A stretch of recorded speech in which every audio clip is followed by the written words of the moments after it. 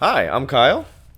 And I'm Trevor. And today I had Kyle catch up on John Woo's, I believe, 1989 film, The Killer. Correct. This is one of John Woo's Hong Kong films. So this was in his days before he was making American blockbusters.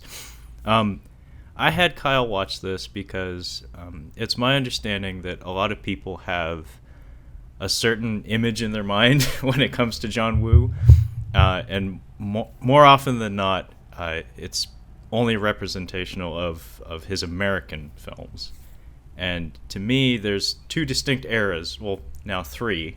There's now three distinct eras of John Woo. There's his Hong Kong days.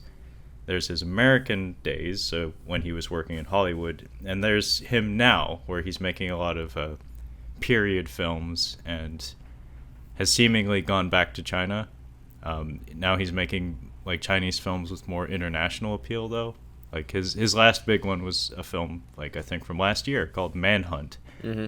That was it had a very high profile Japanese cast in addition to a Chinese cast, and I think there was also a Korean actress in there. So it's like we're aiming for a broader audience, but it's a Chinese production. But Kyle, was this your first experience watching a Hong Kong film from John Woo? From John Woo, yes. I mentioned before we got on here, only John Woo movies I've seen are the Wind Talkers, Face Off, and then Broken Arrow. And I did not see Hard Target, and if I did see Mission Impossible 2, I don't remember it at all. Good for you. uh, I rewatched it. I think right after I went through the entire Mission Impossible series after I saw Fallout, because I had a great time with that. Fallout. And holy shit, that is hard to go back to. Which one's It is like it's like the year 2000 bottled in the ugliest of ways. Like even the color palette and like the soundtrack and the clothing, it's just awful. Didn't Limp Bizkit do a song for that I movie? think so. It was just, That should tell you something. I mean, it's an amazing time capsule. It's hideous in every way, but yeah, it's of that entire series. It's the only one that I have trouble going back to. The rest of them are pretty excellent for the most part. I love the newest one that was out. Yeah, that was Fallout. Yeah. I think we both agreed that was a great time. Yeah, it was a great time. But so this film, The Killer, another reason why I picked it is because it's kind of special to me in that it jump started my interest in international film, because I had seen like Asian movies when I was younger. Like I remember the Samurai trilogy, the Toshiro Mifune samurai movies.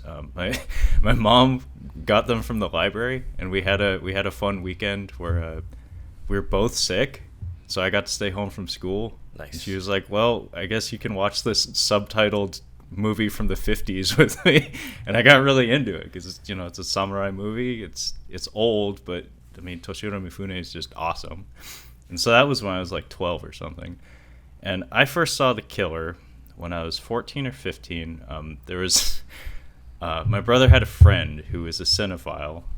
He he had this thing we called the chair. It was this lazy boy with the platform taken out of it, so it was like flush with the floor. Oh, okay. And it was in the center of a surround sound system in a very small room. So this was his room. Ooh, wow. So this chair, if you sat in this chair, it was like being taken into a different dimension. That So it sounds like pretty put neat. you in the movie. That sounds pretty cool. It was pretty cool, but like there was no couch. There was no other seating available in this room. It was clearly designed for a single person's entertainment. It's kind of selfish, but I dig it. I like him. This man probably did not have girlfriends for quite some time, or friends for that matter.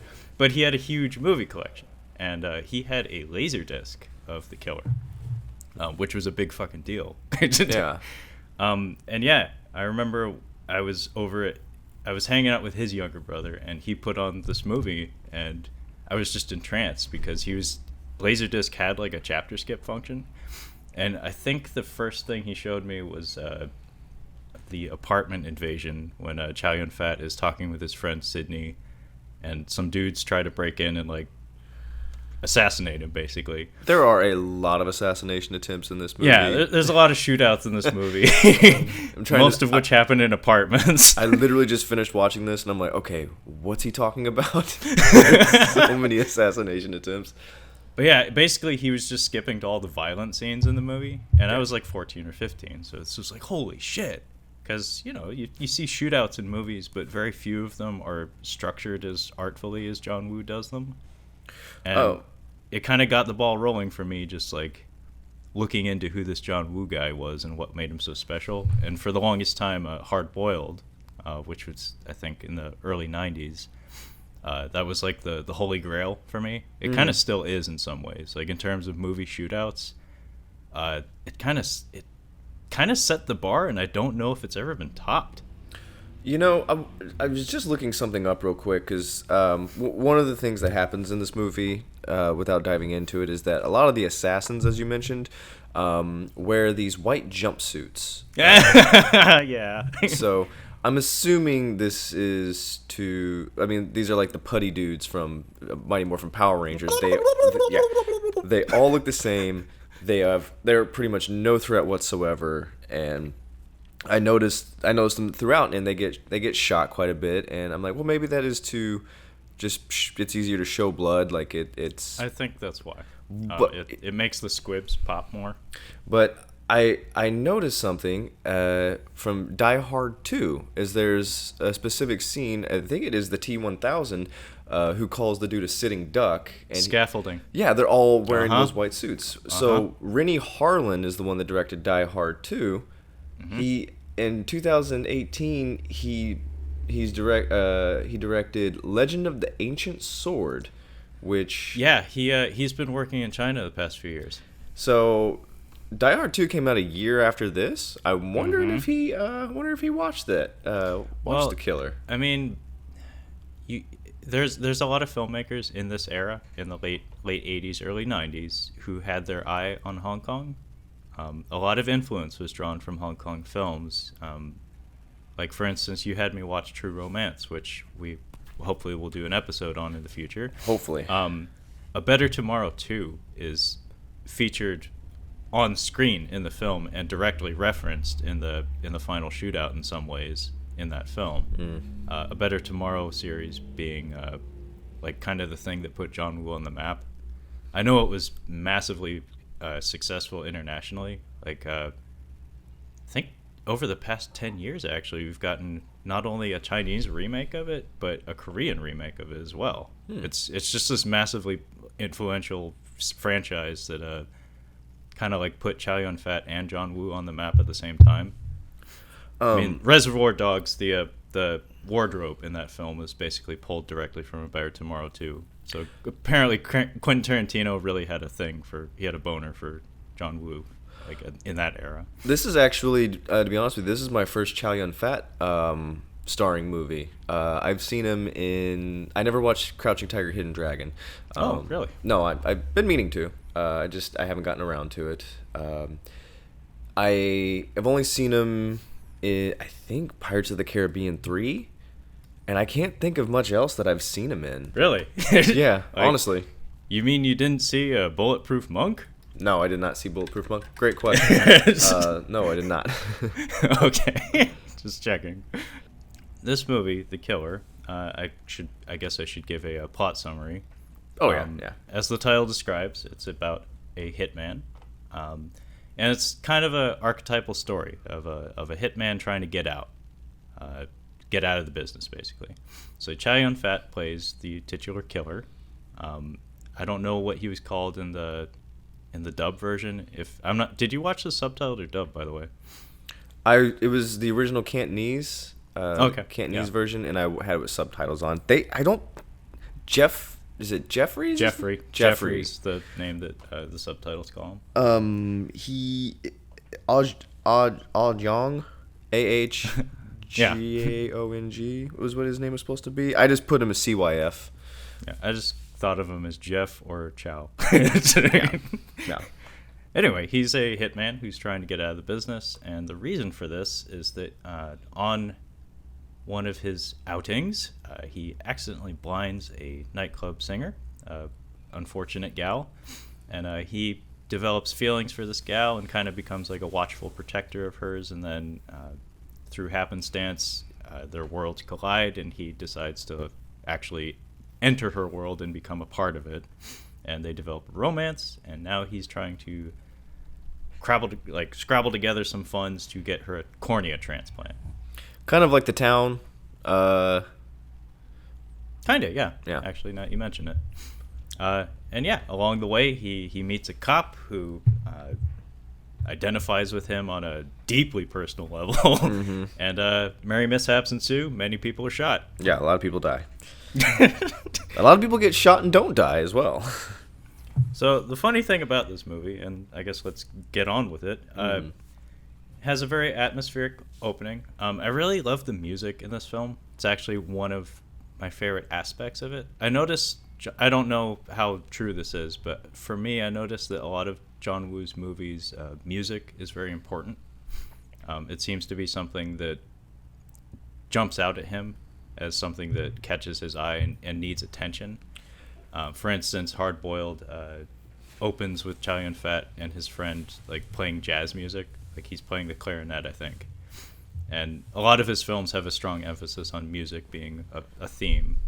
And I really love the soundtrack in this movie. It's very affecting.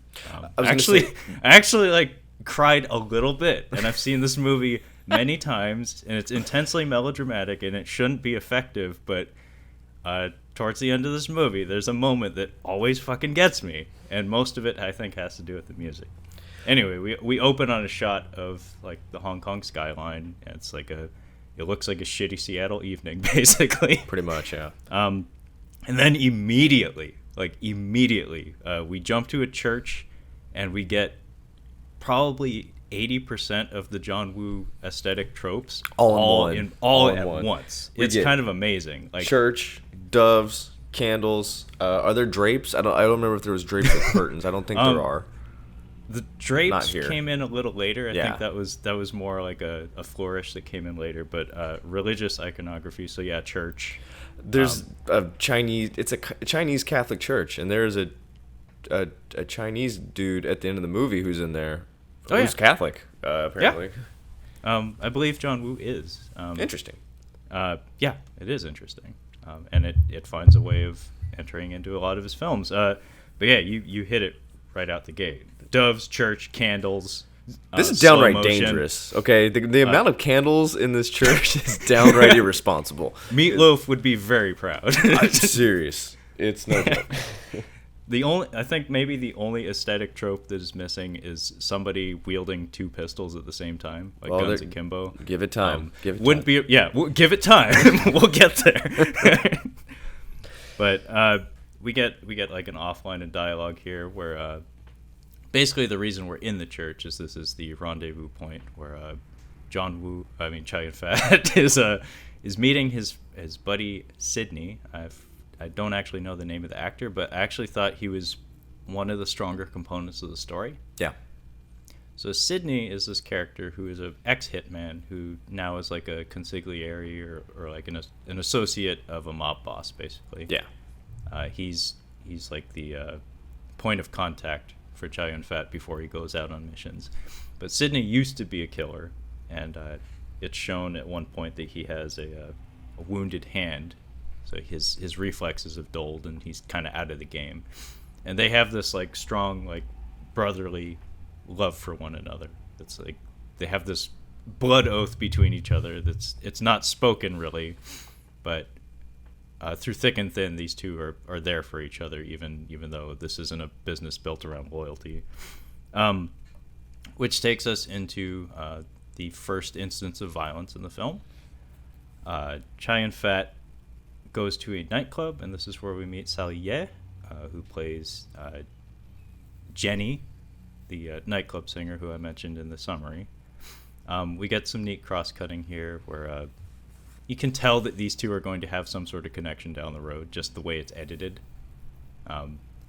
It's like a lot of faces transposed onto each other. It's cute. And she's singing a song that comes up like minimum 4 times in the movie. Comes up a few times, yeah. It kind of brought to mind Dick Tracy. Oh yeah. In how like intrusive the songs are. I 'Cause kind of holy like shit, that, Madonna just, to me, she kind of ruined Dick Tracy, if you ask me. See, I like because she's singing over the montages, and there's one in particular sequence where she's singing, and I think it's when Dick Tracy is in jail. I think it's when he's in jail and Big Boy's back at it. It's the really upbeat thing. It's the really upbeat part. Yeah, I actually liked that. I might have to rewatch that. I want to love that movie on so many levels, but it has too many problems. I like the I don't know if I think it's a matte painting. I like the Dick Tracy backgrounds. I like the cityscapes that are in there. Oh, absolutely. No, from an aesthetic standpoint, it's gorgeous, Gorgeous. to look at. Gorgeous, It's yes. absolutely gorgeous to look at. And I kind of wish that Danny Elfman hadn't done the music, because it was too close to Batman. it was too close. You know, it's like you can't have these things right next to each other. Where's Michael Keaton? Well, it's just too much of a good thing, and tonally, it puts like false memories in your mind, where it's like, oh, is that the Batman melody? Oh no, it's the Dick Tracy one. Mm-hmm. I'm gonna rewatch it. I might rewatch it tonight, actually. I've watched it many times, and every time I'm disappointed, because there are a few films on this planet that I've wanted to like more than that, because I'm just old enough that I can kind of remember the hype built around it. Not like in theaters, but like I remember seeing kids like at Halloween running around as Dick Tracy, and I still have a friend who has fucking Dick Tracy trading cards. Nerd. Yeah. Nerd. I have Terminator 2 trading cards, so it's same friend has those too. Nice. So yeah, Chow Yun Fat goes into the back room of this nightclub, and we get, like I said, the first instance of violence in this film. And the choreography in this sequence is pretty sharp. It's not overly long, which is welcome, especially since some of the action in this film does get a little stretched out, a little long in the tooth. I really love his first move. He knocks on the door, and he's just like kind of hanging on the side of the doorway, and the guy opens the door and like turns his head around to look at him, and he just like sticks his pistol straight into his stomach. Mm-hmm. And this begins a theme in the way the action is executed in this film. Overkill is like required for every instance of death in this film. Like I don't think there's maybe one person in this movie who gets shot once. Everyone has to get it like 6 times before they fall down. I want to know if John Woo liked John Wick. I want to know what he thought about John Wick, because especially the end scene, there's a lot of close-up shots. It's not gun fu by any stretch, but it started to feel like John Wick a little bit in the in-church scene. You know, I would be kind of curious too. I don't know if anybody's ever asked him that, but that would be a conversation I'd want to hear. Get him on Twitter. the thing that stands out between these two films, John Wick and say The Killer, or any like quote unquote traditional John Woo movie, John Woo's execution of gunfights is the term that gets thrown around is a bullet ballet. Okay. It's very artful. His being a Hong Kong film director, melodrama is very common in Hong Kong films, and The Killer is no exception. There's a point where there's like church choir music playing over a gunfight in this movie. Oh yeah, and there's doves flying around. There's doves. There are doves up the ass. But John Wick, however, the choreography in those films is very utilitarian. It looks slick and dynamic and awesome, but the actual movements are very practical for the most part. Mm-hmm. It's very get rid of this person, move on. Get rid of this person, move on. Whereas John Woo's stuff doesn't really take practicality into consideration at all. It's like kind of like whatever looks good and feels right. So I don't know if he would have as much interest in the John Wick style. I actually haven't seen that Manhunt movie that I mentioned at the top of the episode. I do have it in the mail on its way though. Oh, nice. I'm very curious to see actually what a John Woo film, like a traditional John Woo film from 2017, looks like. Maybe it does look like John Wick. But yeah, Chow Yun Fat blasts this guy in the gut. He like dumps half of the clip into him because why not? Yeah. And then he does this move where he jumps backwards into the room. So like he goes back first through the doorway and he falls into the middle of the room. And the two people that were like posted up to guard the door, he catches them off guard and he blasts them. And then we get a pretty cool gag in here where like I think there's only like one guy left, and Chow Yun Fat kicks a table and there's a revolver on it that like flips up into the air and he catches it in midair and shoots the guy with it. It's just a neat little gag that kind of stood out to me. Oh yeah, by the way, the squibs in this movie are plentiful and they're quite tasty. Yeah, yeah. Which brings us to the blinding scene. Very pivotal moment. He has what's her face, Jenny. He has Jenny like sitting like right next to him, and then the dude just pop up out of nowhere, and he basically has to shoot in front of her face. And it ends up blinding her. Yeah, the muzzle flash like goes off right in front of her eyes. And bear in mind, Chow Yun Fat, like I think if I remember right, she like falls on top of him. So they're both laying on the ground, and Chow Yun Fat is laying on top of her for a moment, and he actually gets shot in the back because of this. I noticed that. I thought it was somebody else because he doesn't. At first, he doesn't address it at all, but then they get to the church where they're doing surgery on him. Then I'm like, oh, he did get shot in the back because it looked like it was somebody else. Well, I don't know if you could count this as a John Woo trope, but I mean, in Hong Kong movies, people are just hard to kill. Yeah.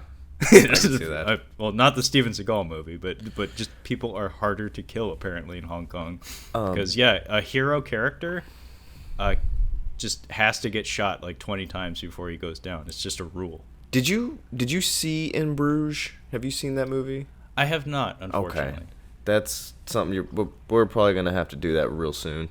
But there's a similar thing in that movie with a gun and somebody going blind. Very, very, very funny in Bruges. Not so funny here. Yeah, not so funny here. I'm gonna write that down real quick. In Bruges. Okay, we'll add that to the list of things to catch up on. Yep. So yeah, we cut away from Jenny being blind and him trying to help her. He takes a scarf, I believe, and wraps it over her eyes. But then we just like cut away from that. So I guess he just dumped her there in the lounge and left. Bye. With bullets in his back, by the way.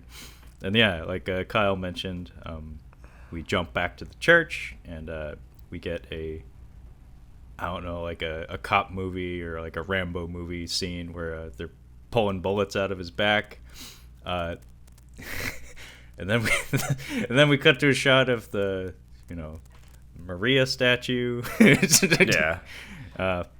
Symbolism. Not entirely sure what it means, but it's a man suffering in a church. Yeah. Yeah. And then we get the theme music. It's this piano theme that. Fuck, this music is amazing, and this is why I cried a little bit during this movie. Not during this scene. Oh, okay. The scene in question would be the one towards the end, but this is the first instance of it, and we use it to transition to 6 months later. But before that, during this musical interlude, we get a nicely lit scene. I'm not sure if you noticed this, but the way this film is lit and the way the color palette is arranged, it really jumped out at me this time more than any other time I've watched it. I think because every other time I watched this, I was a teenager, and I was more interested in just watching the violence rather than the artistry. You see, the image quality of the movie, I mean, this is a DVD. I don't know if it has a Blu-ray release, but the image quality was more distracting, so I wasn't able to pay attention to lighting as much in this movie. Or the color palette. I kind of like the shitty quality of the DVD because this film, as far as I understand, it does have a Blu-ray release. However, if you read any review for it, apparently it's shit quality. Like Dead Alive, they reminded me of Dead Alive. Like Dead Alive, the image quality on that is garbage, and I can see why a Blu-ray wouldn't really help. Well, Chinese films, up until about the 90s, were notorious for not looking very good. Like, I don't know if it was the equipment they were using or the post processing or what, but sound was actually the worst thing in Chinese films up until about the 90s. Everything just sounded like crap. It sounded very scratchy and just garbled and messy. I think part of it was that almost like a lot of Chinese films, especially Hong Kong ones, get dubbed. So maybe audio wasn't taken into consideration as much. But what I watched was mostly dubbed. Yeah. But yeah, I kind of like the grain. Like, it's not a well preserved film. As far as I know, there's like just not a good version of it that's out there today. But I kind of like it. I think it contributes like a look and a feel to it. I like the gunshot noises. That's just me personally. I really like the gunshot noises in this movie. I don't know why they stood out. Dude, have you ever... Like, when was the last time you watched The Terminator? Ooh, it wasn't very long ago. Honestly, I think it's when I think I was living here in North Carolina, so within the last couple of months, honestly. Okay, well, I had an incident where I was watching the Terminator movies, all of them, with my ex-girlfriend, and she hadn't seen them. I was like very adamant, you need to see these fucking movies. To see those And we were watching the first one, and I went out of my way to order like a Blu-ray box set of the Terminator movies. That's worth having. Yeah, absolutely. And we're watching this movie, and this is my first time watching the Terminator in HD, and the moment a gun went off in the movie, I like hopped out of the bed and was like, "Fuck, That no, sounded real? No, no!" I was upset. Was it that bad? Somebody thought it was a good idea to go back and redo the audio. Are you serious? Yeah. So all the gunshots were like crystal clear, like HD quality sound, and everything else in the movie was, boiled 80s crap. So like the Sarah Connor, yes, like that whole. All the dialogue, all the music sounded exactly as I remember it, but Jeez. every time there was a gunshot, oh my god, it was like, what the fuck? Jeez. I wonder how many and times... the gunshots in the Terminator, from relatively the same era, kind of had that grungy sound to it, where it doesn't sound real, but it sounds impactful and it sounds dramatic, and that's what we got in The Killer. But that just brought to mind that memory of me flipping the fuck out and my ex-girlfriend just being like, "What's wrong?" Like, "I thought you loved this movie." And I was like, "I thought I did too." I thought I did too. But so yeah, we get this nicely backlit, like it has this like ethereal quality to it, and I think it's supposed to play into the theme that Jenny is now blind, and she's in a hospital, and everything's like super backlit and white, and she's supposed to be blind, so I'm guessing you're supposed to be getting a feel for that. That's like, oh, this is what maybe it looks like for her. But as the police are interrogating her, we get this. It's like the only instance of this in the film, but it's kind of cool where they ask her, "What did the man who did this to you look like?" And we get this really cool shot of Chow Yun Fat looking slick as fuck, standing like James Bond and like shooting directly into the camera, and this like blood wave splashes up from the bottom of the screen. And I just thought it was a really neat image, because it's like she knows his face. It's like burned into her memory, and that's kind of what she pictures when she thinks of him. You mentioned the angle. There's a lot of upshot angles in this, especially on Chow Yun Fat. I really, really liked them. There was two specific shots that I really like, and I'll mention them when we get to them. But I really liked his use of the upshot on Chow Yun Fat. No, it needs to be said. John Woo does have an eye. Mm-hmm. Like, he makes handsome films for the most part. Mm-hmm. This one in particular, I think, stands out as a better example of that. But also, it helps that Chow Yun Fat is just charismatic as fuck. He is very charismatic. He's very charismatic, and he's very tall. He stands out anywhere you put him. How many of those Pirates of the Caribbean movies have you seen? Any of them? I got up to 4. Oh, you did? Okay. There are now 5. I got to the 4th one. It's not good, but I like Captain Jack Sparrow in that. Javier Bardem was just wasted in that movie. Oh, so you did see the 5th one then? Is that the Javier Bardem one? Yeah. Oh, okay. Then yeah, I have seen that. Oh, see, I haven't. I'm curious to see. I do actually want to see it just to see what that looks like, what Johnny Depp phoning it in like 100% looks like. He's still he's still the character. Like he locked that character down. Like I think he can just jump right into it. How's Jeffrey Rush in it? Is he in the fifth one? Yeah. That's not good if you couldn't remember Jeffrey Rush. That's a conversation for another time. Well, Okay. we can get into the Pirates of the Caribbean movies at some point. I was gonna say, Well, we're we 30. are talking about John Woo and Hong Kong films, and it needs to be said the Pirates movies clean up in Asia. Chinese market is a big reason that franchise is probably still continuing on. Most likely. Yeah. But we cut to 6 months later, and as it so happens, Chow Yun Fat, Jeffrey, has been just hanging around Jenny this whole time, as far as we can tell. She's working at, I'm not sure if it's the same nightclub, but she's working at a nightclub as a singer. She has a tip jar and everything, but she is very much blind. She is visually impaired. We get this really awkward scene where he's watching her, he's admiring her, she's singing a pretty song, and she steps out into the street, and these two dudes run up on her and just grab her, and like, I was like, that is a blind woman. Yeah, sexual assault. Yeah, I have it written down. Chow Yun Fat saves Jenny from attempted sidewalk rape. There's sexual assault in Face Off as well. That's when John Travolta rips Hyde from that 70s show out of the car, and both Scientologists throws him out onto the lawn and kicks the shit out of him. Well, yeah, Yeah, these two dudes like try to like blonde-haired lady from RoboCop this gal, and yeah, Chow Yun Fat runs out and he kicks the fuck out of these guys. Yeah, like he goes to town on deservedly. them. Deservedly. Yeah, he doesn't just like save her; he beats the shit out of him. Like the one guy just won't fall down, so he just keeps punching him. And then the other guy, the cherry on top, is he ECW hardcore matches him with a fucking garbage can. Yeah, this is the part where you fall down. Yeah, very much so. Quote, Johnny Cage. Lyndon Ashby. But yeah, Lyndon Ashby. I sent you that trailer for that Die Hard ripoff he did, right? I'm sure you did. I can't remember it apparently right it got like a Blu-ray release recently.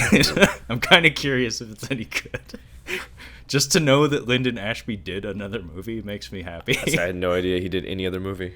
You know, I wonder like what the ratio of people in this country who know and don't know Lyndon Ashby's name. I think how many people in this country, if you pointed at him and said, "What is that man's name?" would actually know. I would say 30% of people who actually have seen Mortal Kombat and like it know who Lyndon Ashby is. That's a bad number. 30% of people who like Mortal Kombat. That is a very, very, very, very small percentage of the country. It's like, hey, Lyndon Ashby, how many times do you get mistaken for like ugly Chris O'Donnell? It's like too often. Too often. So yeah, we go back to Jenny's apartment, and super brightly lit apartment, by the way. Yeah. But it's on purpose. It has a look to it that looks very stagey, and it looks bad. Like on film, it just looks bad. It looks unprofessional and ugly. But they save themselves by having Jenny mention that she can only see shadows.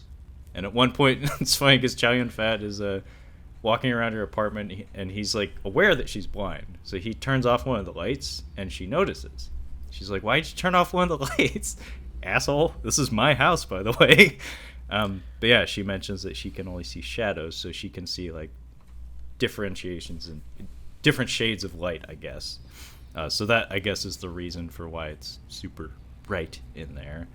And then Chow Yun Fat happens to notice a bloody scarf hanging from one of her garment racks, and it happens to be the same scarf that he tied around her eyes when he blinded her. And we get some neat like cross-cutting, although it is a little obnoxious. This is like the third time we've cut back to him blinding her. Yeah, we do so in silence, but this is the third time in like 5 minutes. It's like, we get it. We know what he did. We were paying attention. We know who these people are. Yeah. There are exactly 3 characters in the movie at this point. Yeah. We know who at least 2 of them are. Thank you, movie. Which brings us to Danny Lee. Yes. The cop.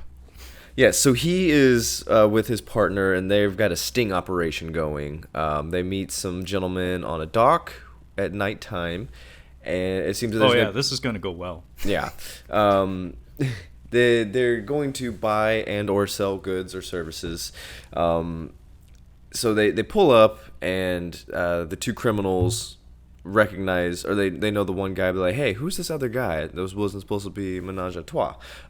There's only supposed to be one person. He's like, hey, he's my guy. He's just coming with me. And they like search him. They search his partner. They find nothing, of course. And is it Danny Lee that goes to the trunk of the car, or is it his partner? Danny Lee does, and he does a little trick here where he's inspecting the goods. Mm-hmm. It's a trunk full of guns. I mean, this scenario here is every movie I used to make when I was in high school with my friends with airsoft guns.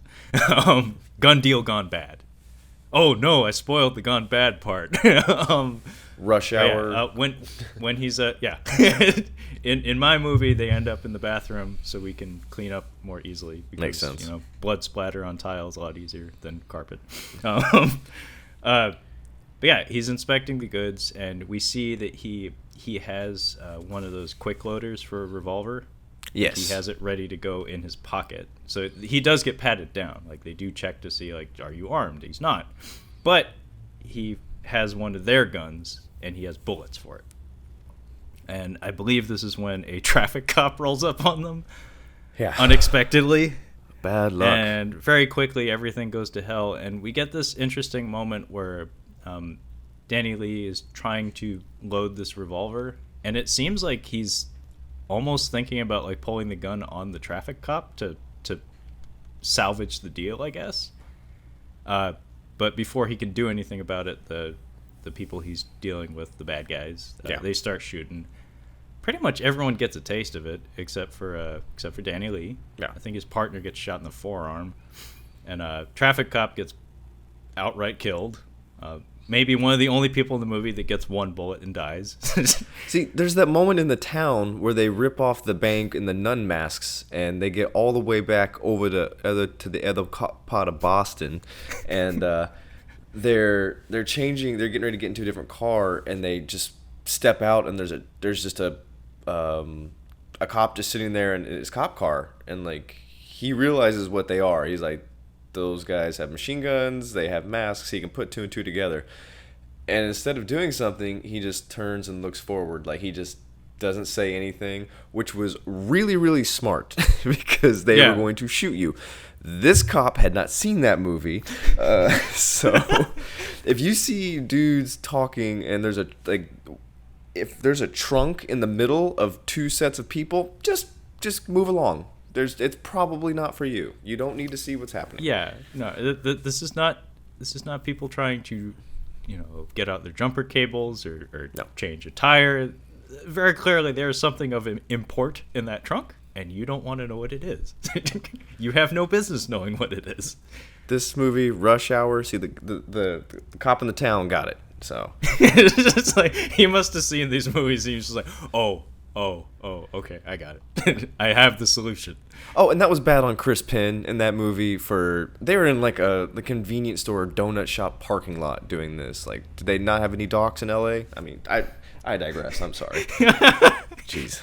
But so what comes of this is everybody's been shot except for Danny Lee and one other dude. I'm guessing the guy who was leading the deal, who was providing the guns. And we have a little foot chase. It's very brief, but it's kind of cool because it ends up on like a bus/trolley. It's like it looked like yeah. And yeah, Danny Lee hops onto he like gives chase, and he hops onto this trolley, and we get this like nice like De Palma-esque or like Hitchcockian moment where he's on the trolley. It's very crowded, and he knows the bad guy's on there, but he can't find him. And when he finally does, we get a nice standoff where the bad guy grabs a lady hostage and puts, classic, puts his gun to her head, and without even really thinking, like, Danny Lee just caps him outright. But we get this neat sequence where the bad guy falls down, he dies a few seconds later, but we keep cutting back to a woman on the ground clutching her chest. So I guess the violence caused a woman to have a heart attack. Yeah. And it's like, oh shit, you're not a good cop. Like, well, I thought that he didn't know what the guy looked like very well, and how he kind of points him out is he sees a guy with a really, really sweaty face. That's what I noticed. I'm like, oh, that's him. Yeah, there's a gentleman sitting down who looks like he's out of breath and sweaty, and that is how he spots him. And when they make eye contact with each other is when the bad guy takes action. But yeah, it's kind of like the first instance of it maybe pointing out that Danny Lee's maybe not the best cop. No. Like, I mean, he cares maybe too much. Carter. But he's just... I feel there's a lot of parallels between Rush Hour and this. He is Carter. One man lost a pinky. Yeah, so the next later that day or the next day, he's being chewed out by his boss. Basically, like, dude, did you not take in consideration there were innocent bystanders? There were like 30 people between you and him. You were literally okay. So he's literally in the worst case scenario for a hostage situation. You're in a very small space with a ton of innocent people. Like, this is the last place you take a shot. You might as well be in a shed. Seriously. A hostage situation in a shed. Yeah. Hey, maybe put the gun down because you might hit somebody. This shed's full. But he gets chewed out because of his. Yeah, he's not a very good cop. Yeah, he has a little tirade here. He doesn't exactly defend himself all that well, although, like, you can tell he's a righteous figure. Like, again, he really believes in what he's doing, and he does believe in the concept of justice, but his methods are maybe a little sloppy. And his justification is that I just saw a cop get shot and die in front of me, so I did what I had to do. It's like, okay. Well, you know what? If that lady's cholesterol hadn't been so high, they wouldn't be having this conversation. See, he should have said that. Yeah. Like, maybe she should have eaten better. You ever think about that? Maybe she should have lived a better life. Yeah. Not my fault. God. So maybe she should put down the Lunchables.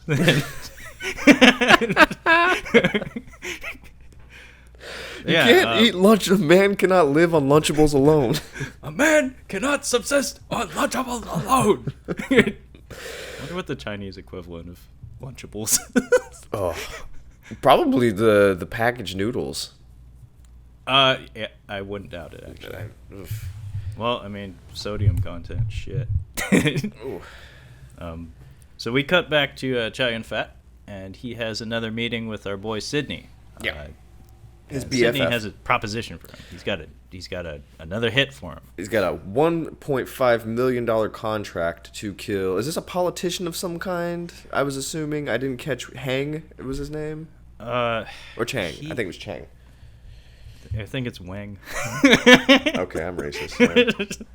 You racist. There's a Chang in here, I do believe. Chang is Danny's partner. Yes, okay. I'm not racist. See? I can't recall if he's a politician or a businessman. Point is, he's connected. I feel like he's a politician because he ends up accepting the contract. And now we get to the boats, which I really liked this scene. I thought this was well executed. It seems like there's some kind of rowing competition of boats, and you can tell that these guys are all legit rowers because they all look like it. It's synchronized perfectly, and this guy is basically, I guess, blessing it would be the way to put it. Yeah, it's like the opening ceremony for the race. Yeah, and there's I think in the subtitle version I watched, they called it the Dragon Race. The Dragon Race. So I'm guessing it's a local event, and the opening ceremony consists of having it's like what's the sculpture you would put at the bow of a boat? Siren. Anyway, it's one of those.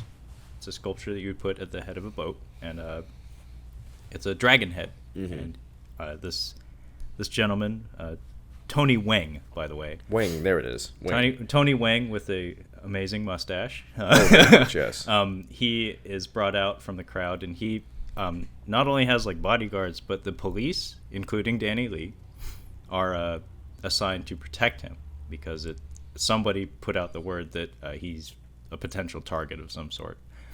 So Danny Lee is present for this, a cop, and Mr. Tony Wang is brought out to paint the eye of this dragon, and he does a shit job, by the way. It's a figurehead, by the way. Yeah, he does a terrible job of painting. Yeah, he does a terrible job painting these eyes. It's all sloppy, and like whoever mixed this paint really just shit the bed. Like, it's all thin and like it's not the right consistency. So this was filmed in Hong Kong, but it wasn't quite on location. Actually, I don't think we don't get any kind of like downtown, any downtown shots or anything like that. We do get a shot of the city at one point, but we don't get like any cool, noteworthy locations in the city that I can think of.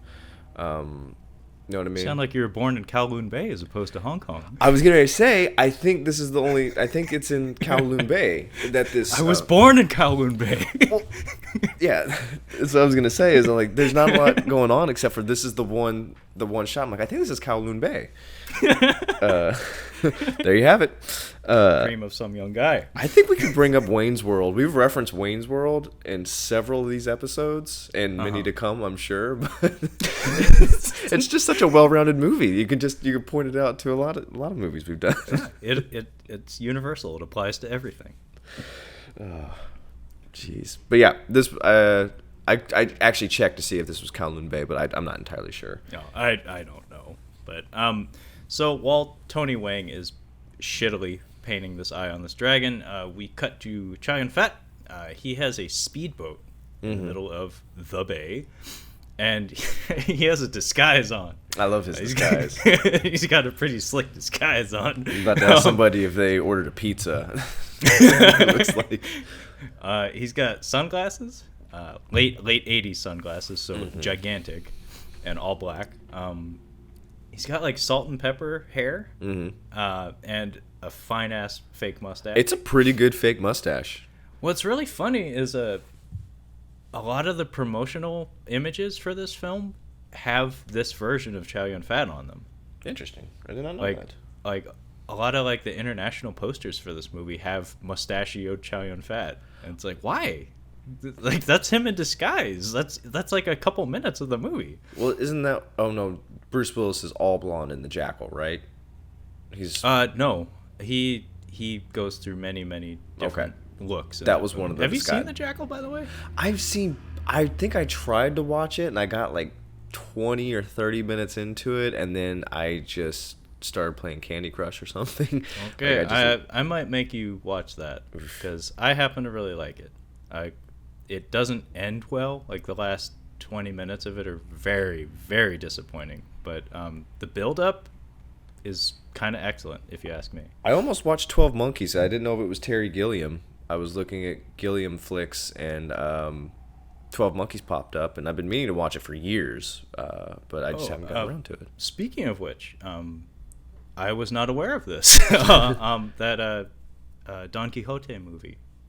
Yes. Terry Gilliam was trying to make for the past 10 years or whatever. It came out. Oh, it did, with Adam Driver? Adam Driver. Yeah, it came out like earlier this year. No shit. I don't think it got very good distribution, but I guess it did come out. I don't know where my phone. There it is. Okay, I'll look. I'd be very curious to see how that turned out. I don't imagine it's very good, especially since neither of us heard about it until now. No. But yeah, anyway, Chow Yun Fat has I think it's a Dragunov. That's a Russian sniper rifle. And he's scoping out Tony Wang. And there's this thing that I don't know if he's kept it up, but both the Killer and Hard Boiled, John Woo likes to give his characters like aiming tricks, kind of like Danny Glover in Lethal Weapon. You know, his like head cock. Oh yeah, he turns. Yeah, where he rolls his neck before he shoots, and then he can't miss after that. Yeah, he can't miss. No, he like doesn't miss. The bullet curves. Like, well, if he gets that head all the way around, he can't miss. When he shoots the big-headed dude from Bill and Ted's Bogus Journey, yeah, he's way too far away to make that precise of a shot with that kind of gun. With that kind of gun, especially. But yeah, John Woo likes to do stuff like that. Because, I mean, if you're going to have that many instances of shooting in your movies, you may as well make it interesting. Yeah. And one thing he likes to do, like I said, in both The Killer, Danny Lee does this, as shown in the bus shooting. And it happens again in Hard Boiled. The trick basically is you zero in the target, you look away, and then you look back, and then just instantly snap to it and fire with like no hesitation. And it comes into play big time in Hard Boiled. And it kind of happens here too, because we get a lot of tense shots. And again, this is very like De Palma-esque, very like Hitchcockian kind of good tension building. I really enjoyed this, actually, the build up. It took like 12 minutes. I was for sure he was not going to shoot him. Yeah, that's a sign of it being done well. Yeah. You know, the music is tense, and there's not a whole lot of sound other than like ambience, like just like crowd noises. And basically what happens is Chow Yun Fat aims at him and then puts the gun down, and then like you said, it's like, is he gonna do it or not? And then very quickly though, we get this like snap moment where he just puts the rifle back up and without even blinking caps him straight between the eyes. It was right above it was like perfectly centered right above, right in the forehead. Right in the forehead. And then 2 more times just because. He gets headshot, heart shot, and then back heart shot. Like, so it went boom, boom. Yeah, because he's not dead. This is Hong Kong, man. You gotta shoot people like 50 times. Seriously. Just to be sure. Shoots him, and then they're like, oh, cover him up, and like the shooting's coming from somewhere on the docks or near the ships over there. And then the rowers start rowing towards, I guess they're gonna catch him. They just start rowing over there. And then the 2 detectives get on a boat, and they're chasing him now. Yeah. Speaking of which, a boat? That is not where I'd want to be shooting from if I was aiming for precision. There's absolutely no precision whatsoever. Yeah, I mean, you're bobbing up and down. It's like... It's just, you're just wasting ammo. Yeah. He's funny if he like has to reload. He's like, fuck, I missed. Yeah. Fuck, I missed. Fuck, I missed. Like, nobody notices. He's using, all he has is a muzzle loader. So he just shoots it once. I'll be back to murder you momentarily. Oh, man. Yeah, during this very brief boat chase, my first thing that come to mind was I think From Russia with Love, the James Bond movie. But more than that, another James Bond movie it reminded me of was Quantum of Solace. Have you seen that one? I've only seen 2 Pierce Brosnan and 1 Daniel Craig James Bond movie. So I'll try to remember that going forward. If I mention James Bond, you probably don't know what I'm talking about. So Quantum of Solace has a really bad reputation. It's not very well liked at all. Is that the Christoph Waltz? No, James Bond? That's Spectre. Spectre, okay. Quantum came out right after Casino Royale, which was phenomenal. I saw Skyfall. Skyfall was right after Quantum. Okay, I liked Skyfall. I did not very much. Didn't like it? I liked it. I'm kind of in the minority on that, so I don't understand against you for that. But Quantum is almost universally disliked, and a big part of that comes from it being pretentious in a lot of ways. Like it feels like it believes it's more important than it is. It feels like the filmmakers thought they were doing something more artful than they actually were. Mm-hmm. And maybe the most glaring example of that is a foot chase, I think in Spain, or I think it was Spain, where we keep cutting back and forth between some sort of local, like, traditional horse race and James Bond chasing a guy. And it is infuriating to watch, because it's like, I get it. Mm-hmm. There are 2 chases happening parallel to one another. Ooh, it's artsy fartsy bullshit that it just makes it longer and stupider. Gotcha. And in The Killer, though, we get a tasteful example of that, where a few times early in this boat chase, we cut back to the dragon race, and it lends it some energy. It's not not overdone, and it's nice, as opposed to Quantum, where it's infuriating. So Chow Yun Fat manages to escape. He puts some distance between him and the cops, and he pulls up on a beach, which is, I think, like the organized like rendezvous point. Yeah, his car is there. Yeah, he has a car ready to go, and we get back-to-back tense scenes where he's like hanging out on the beach, he's taking his time, and there's a little girl like making a sandcastle. It's the most innocent, like adorable little she's girl. adorable, yeah. Yeah, she's cute.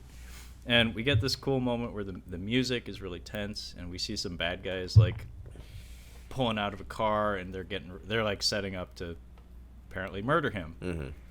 And the little girl the little girl notices off in the distance that there's a reflection happening. We get a neat close-up of her where she and Chow Yun Fat exchange smiles, and he like waves at her, and then we get this like sustained shot where her face, like her smile, just turns into like a kind of face, and it tips him off that there's something wrong. It's Gary Busey in Black Sheep with the little mirror. Governor Tracy, is that what it is? Vote for Donnelly. Vote for Donnelly. Yeah. Sorry.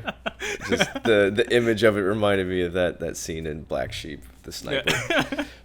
Yeah, we get an overly cute moment where he cute in the sense that it's like convenient and kind of silly. The sunglasses. He takes his sunglasses off to look into the reflection of them to see the sniper scope in the bushes. I like that. I thought it was kind of cool. It was cool, but it's like not okay. It would have been better if he would have looked at the front of the sunglasses. That would have made a little more sense. But I'm going to say this can't be done. I don't think that he could have seen the reflection. But I like the idea of it. I'm like, okay. I did like it. It's just a little overly convenient, and you very easily could have taken it out and just had him see her face and know something's wrong. Yeah. But anyway, he should have just been shooting. He does a tactical roll right as they start shooting. First of many tactical rolls, by the way. And we get a nice shootout on the beach. I think there's a propane explosion at one point. That was pretty cool. Yeah. A lot of people get shot. And then, unfortunately, the little girl gets caught in the crossfire. Yeah, she gets hurt. She gets shot. She must have just gotten nicked because this is a little girl. Like, she's like probably 7 or 8. If she had been shot full on, she'd be missing an arm, I would be assuming, because she's a little thing. She takes a bullet from a submachine gun, and she is very tiny. She's tiny. By the way, really slick editing moment. The first shot that goes off in this gunfight, birds. We get a shot of birds like flying out of the bushes, and it's just cute. I like it. So the explosion calls the attention of the 2 detectives that are looking for, or the 2 inspectors looking for Chow Yun Fat. They're like, "There's an explosion. Let's go check it out." That's literally what they say. They get up on the beach, and there's a full-blown shootout going on, and Chow Yun Fat, they see Chow Yun Fat, and then they start shooting the bad guys going after Chow Yun Fat. And Chow Yun Fat notices that somebody else is shooting at the bad guys. And they try to get him to stop, and he doesn't. He actually shoots kind of around him. He doesn't shoot him directly. We've seen how good of a shot he is. He does this on purpose. I think he realizes they're cops, so he shoots around him, and now we're in a car chase. Yeah, and he throws the girl in the back seat. And the cop witnesses this. So it's like a character moment where he's like, whoever this handsome, very handsome salt and pepper guy with the mustache has a heart. He makes me want pizza, and I don't even know why. And we got another chase. They chase him to the hospital, and he manages to, again, put some distance between him and them. Man, Chang is a shitty driver. Yeah. Like Danny, if I was Danny Lee, I'd just be chewing out Chang every day. Like, man, we had a boat chase with that motherfucker. We had a car chase. I'm sure we had a foot chase at some point. You keep losing this guy. I like this scene. I like the hospital scene, but there's also a couple of hospital scenes in Face Off. Weirdly enough. Sean Archer's Sean Archer's wife, she's like a doctor, I think, and we get a couple of nice hospital scenes in there. Yeah. So yeah, I like the hospital scene. Chow Yun Fat brings a little girl in, and like, what happened? Like, she was shot, and they're trying to ask who he is, and he's just not saying anything. They got the girl on the bed, and then the inspectors roll into the hospital, and they find that they see the little girl, and all the people are like, where's he at? And I think that one of the nurses was like, hey, you can't leave. Like, Chow Yun Fat was trying to get out of there. Like, I really like the way the medical staff are portrayed. Mm-hmm. Like, they're pretty fucking serious about what they're doing. Yeah. And what happens is they won't let him leave. They won't let Chow Yun Fat leave because he just brought a girl with a bullet in her. Yeah. And the inspectors come in, and we get a nice but brief scene where we get some more drapes. Yeah, I was gonna say, here's some we drapes. get some white drapes, and it's kind of like Enter the Dragon-ish with the Hall of Mirrors, and they're looking I didn't for even him. think about that. And Chow Yun Fat appears. I think he has like a doctor hostage, standing between the cops and him. He gets the drop on the partner. He gets the Chang. God damn it, Chang. Yeah. Dead weight, that fucking Chang. Fucking Chang. He gets the drop on him, and he's got like it's interesting because he's trying to like hide himself a little bit. Like he's hard to see. If you remember when Danny Lee shot when he shot the bad guy in the bus, you could see him pretty well, and we're seeing that he can't really see Chow Yun Fat, so he can't pull that same trick. Yeah. It's a good observation. And he says to him, he's like, don't interrupt the doctors. Like, he's basically like, we're not going to make a scene here until we make sure that girl is fine. Which, that's why I really like that scene. I thought that was good. Yeah, and I like that the doctors kind of put all of them in their place. Where, like, the doctor says, ignore them, keep working. I like that. I like that, too. They're like, just ignore them. Keep doing what you're doing. Mm-hmm. It's kind of neat. It's a good scene. By the way, did you happen to notice Danny Lee's suit in this fucking movie? No. I was calling it the Beetlejuice suit. Does he? Oh, yes. He does. At one point, he is wearing a Beetlejuice suit. Because, like, very much. 2/3 of this movie, he is running around looking like gray Beetlejuice. It's like, that is not socially acceptable, sir. So man. He's not a good cop, and he's not a good dresser. He's just not good. And his partner sucks. Like, I swear he's a good character, though. I swear. So yeah, now we get. I forget what happens here. The girl survives. She'll be fine. Yeah, she survives. How does Chow Yun Fat get out of this? Chow Yun Fat escapes. Pushes he ducks him behind the drapes, and he runs out the door, and he takes the keys out of their car. Yeah. And he drives off. And again, I don't know why Danny Lee isn't chewing out Chang, because they get in the car, and it's like, oh shit, we can't chase him anymore. Did you notice in the beach shootout that he shoots through a sheet there, and it catches on fire? Yeah. I feel like that was a mistake. I think it was an accident. I think that was a mistake. I think so we didn't mention that when Sydney's giving him the job, Chow Yun Fat is reluctant to accept at first, and there is emphasis. I mean, I did explain at the top of this recording that Chow Yun Fat's looking for a way out. Yeah. And this contract is a whole heap of cash. It's that he final is hesitant job to take it, but he wants that money so he can get that cornea transplant for Jenny. And Sydney brings a case of pistols. He says they have explosive head bullets, your favorite. Yeah. Which I'm guessing is part of the explanation for why the squibs are so gigantic in this movie and sparkly. Like you can see the gunpowder going off in people. Yeah, Hong Kong safety regulations on film sets. But yeah, I feel like the sheet catching fire was likely an accident. Funny example, the first Godzilla movie I ever had you watch, Terror of Mechagodzilla. There's that scene where the fins on Godzilla's back go up in flames, and that was an accident.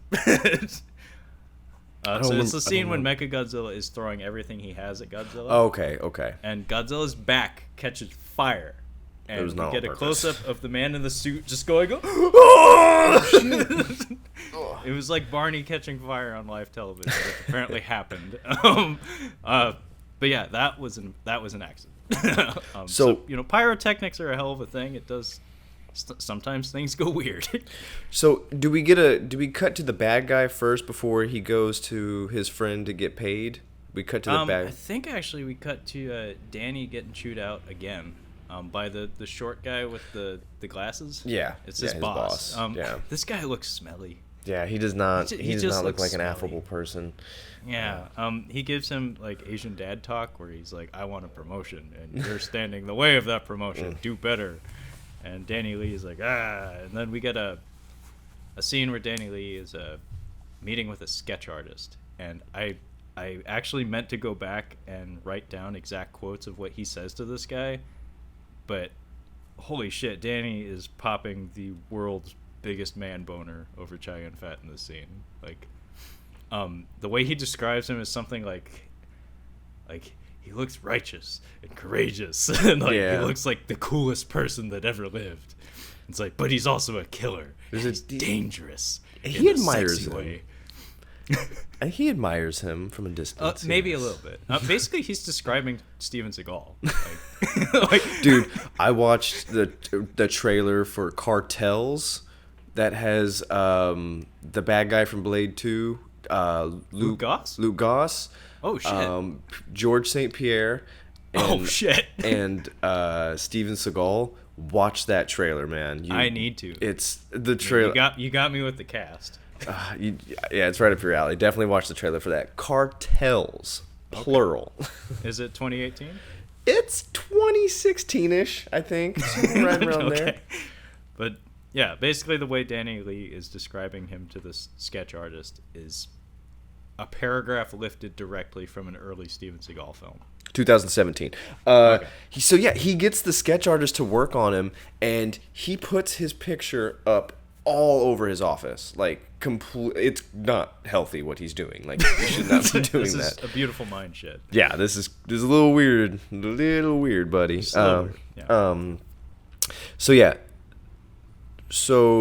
does this is where Chow Yun Fat goes to his friend for the money? Yeah.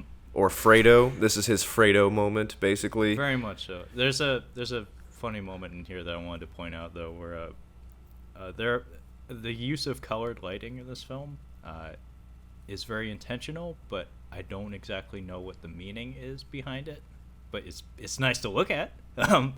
So if I remember right, we cut directly from Danny Lee talking up how awesome Chow Yun Fat is to a very tightly framed close-up of him in what I described as the purple and magenta hell dimension, where he just looks just like upset and forlorn and just not happy. And we cut to, much like we did with Jenny being blinded, we cut to Chow Yun Fat like thinking about what happened to the little girl. Mm-hmm. And we see that it's affecting him. Like he's not happy about it. And yeah, he calls Sydney, and it reminded me of the Cable Guy, that shot of Jim Carrey in the shadows with the spider rolling across making the his phone face. Call. Yeah, I'm so very tired.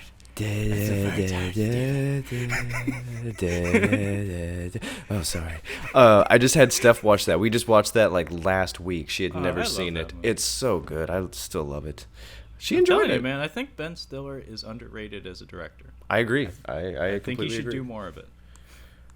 But yeah, we get our Fredo moment, and basically Chow Yun Fat is trying to get Sydney to get him his fucking money, even though he knows the people who put him on this contract are more than likely the people trying to kill him. So why are the people trying to kill him? Is it because he blinded the girl? Or he blinded Ginny? Is that why? Because I don't remember it explicitly stated why they want him dead. It was my understanding that it was because he was identifiable. Okay. It's because the cops saw him and have enough information to figure out who he is and how to find him. He's a hitman, and they're supposed to be like just in the shadows. You're not supposed to know what they look like or see them. So yeah, it makes sense. Like, how are we supposed to hire you if they know what you look like? Yeah, using the sketch artist and Danny Lee's observation that the killer has a heart and that he protected the little girl. They connect Jenny to the whole thing.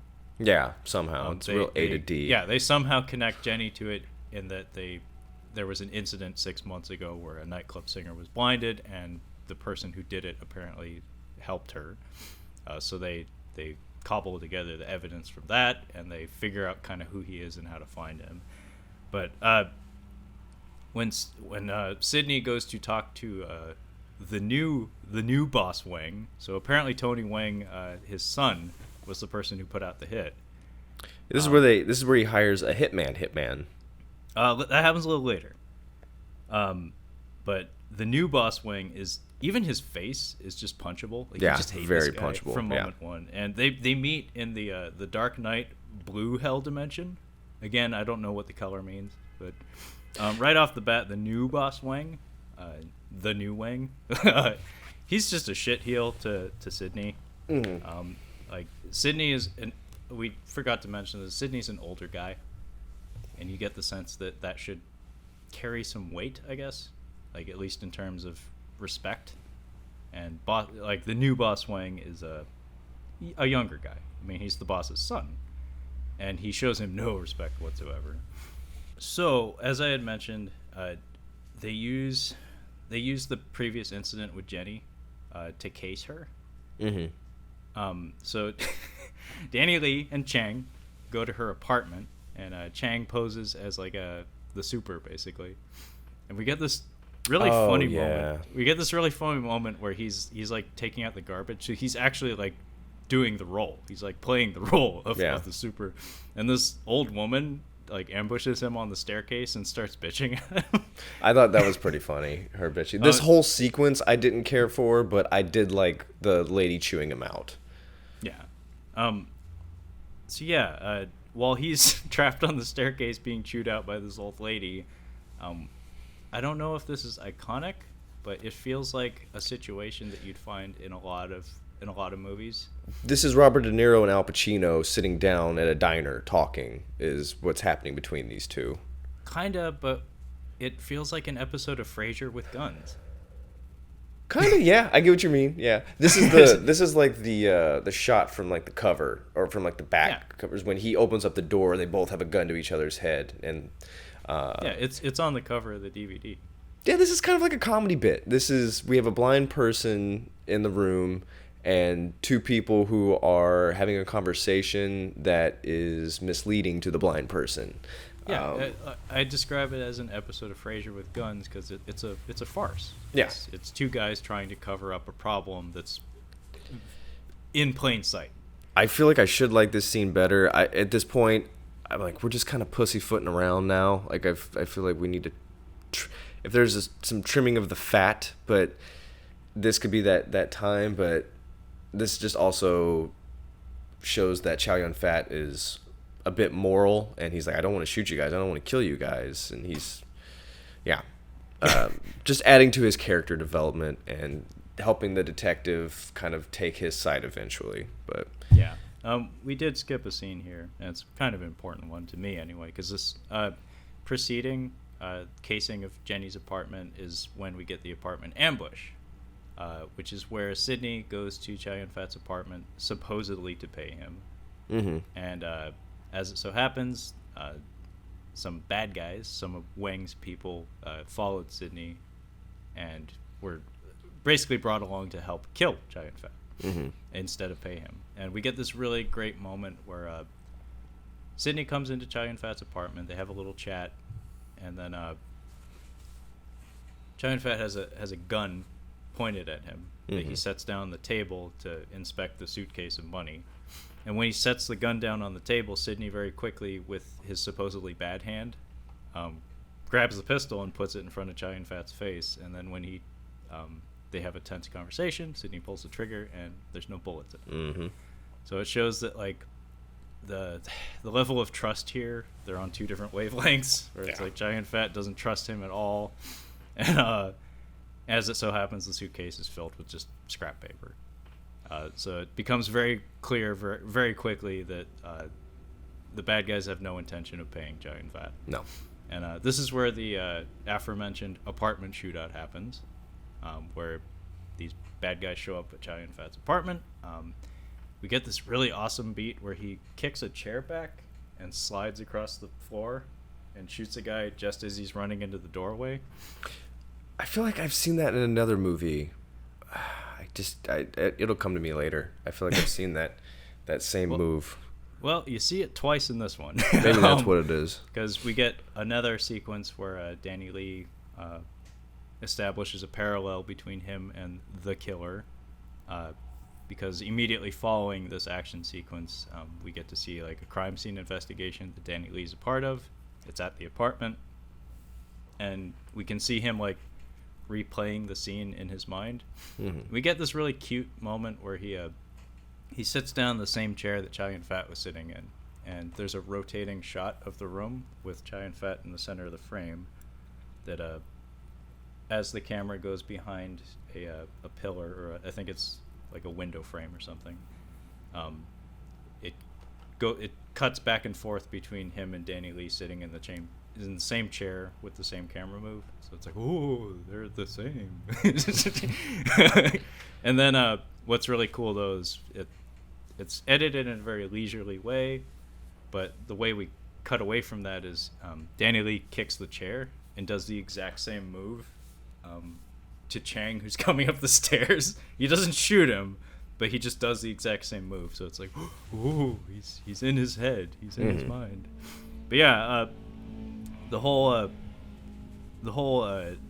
thing that goes down at Jenny's apartment, it's like a Mexican standoff where Chow Yun Fat and Danny Lee are pointing guns at each other, and Jenny's in the room, but she's blind, so she can't see the guns, and they come up with this white lie. Dumbo and Mickey Mouse. Dumbo and Mickey Mouse, where they're apparently old football buddies. Yeah. And that would be soccer, correct? I don't know. That's what I took it as. I think this DVD was subtitled by Americans, so I don't know actually. Well, when there's the shootout at Chow Yun Fat's house, I'm sorry, not Chow Yun Fat's, but his friend there. Yeah. The group of those workers are going by. It looks like they have a soccer ball when they're walking by. So yeah, I'm guessing guys football. In white. But yeah, so their nicknames for each other through the end of the movie are Dumbo and Mickey Mouse, and we get some cute stuff where like Jenny's like offering to get tea and was like showing Danny Lee around the apartment, and the whole time him and Chow Yun Fat have guns in each other's faces. Mm-hmm. And the payoff with Chang being trapped on the staircase with the old lady is that she actually slips that like, oh, by the way, I was paid to just keep you busy. Yeah. No, where are you going? He paid me to keep you busy. He's like, oh, shit. Yeah, and she even mentions that she was having a lot of fun. Yeah. And Chang's like, God damn it. Yeah. Can't trust anyone. So he scales the wall outside to get up on the balcony, and something happens. He trips on something on the balcony, which alerts Chow Yun Fat. I know there are pigeons at some point, because of course. Of course there is. He paid for the pigeons. He's definitely going to use them. But he drops it. It reminded me of the end of the Untouchables. Like, it's brief, but... I don't remember the Untouchables very well. I just remember I didn't like it. I have the same relationship with that as I do Dick Tracy. It's like I want so badly to like it. The Louisville Slugger part with De Niro was the only part that I remember and liked from that movie. That was it. I want him dead. I want his family dead. I want his horse bowed to the ground. Yeah. So his partner drops his gun. Chow Yun Fat steps on it. I think he makes him go back down the drain, if I'm not mistaken. Like, he's like, go, get out of here, basically. So Chow Yun Fat, he takes his opportunity and he starts walking back towards the bathroom. She makes tea for them, and there's this one shot I really liked. She's like standing in the middle of him, and he's like, "Here, hand him the tea," or something like that.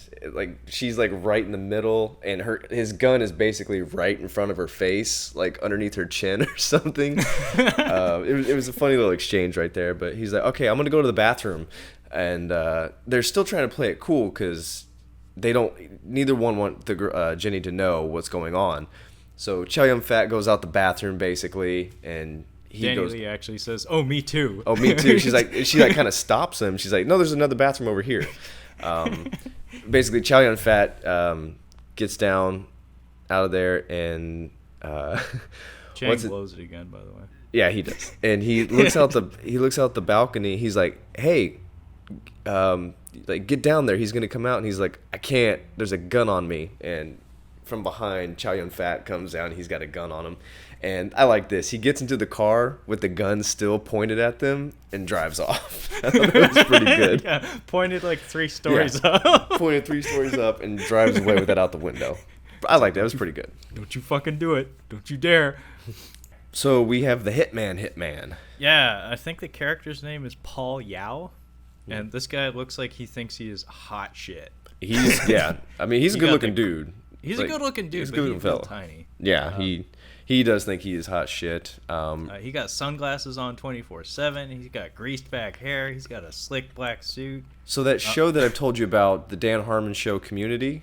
The Ken Jeong? Is that Jung? Ken Jeong. He plays a Chinese Spanish teacher, and there's this really good episode where it's there's a huge paintball war that happens on campus, and it's just gone on way too far, and the dean sends in Senor Chang, and he's dressed just like this, and he's dressed like him at the end of the movie. He's just got like a toothpick in his mouth and sunglasses and a suit, and he's got a machine paintball gun, but that scene reminded me of that. I'm like, I think that might have been what they were going for. Was this could be? This guy? I don't know of a single Asian man on the planet who doesn't want to look like this guy, except without the short part. But it's funny because I think the character's name is Paul Yao, but I was calling him Wild Dog because have you ever heard of the arcade game Time Crisis? No. Okay, well. There's a character, and there are now, I think, 4 Time Crisis games. There's a character named Wild Dog who is like the pimpest motherfucker who ever lived. You may have to look him up. But yeah, when I was a kid, for sure, I thought of this guy as Wild Dog. So you out there listening, look up Wild Dog. Anyway, Sydney, I don't know how many fucking times Sydney begs Boss Wang to let Chow Yun Fat go. Obviously, it's not going to work. Otherwise, we're not going to have a movie. But Boss Wang pays a whole heap of cash to Paul Yao to assassinate the killer. And I think that leads directly to a parking lot assassination attempt from Chow Yun Fat. This is one of the really good upshot angles. Is when he's shooting at Boss Wang. Oh, with the revolver from the car? Yeah, when he's sitting outside of the car. I thought that was a really cool shot.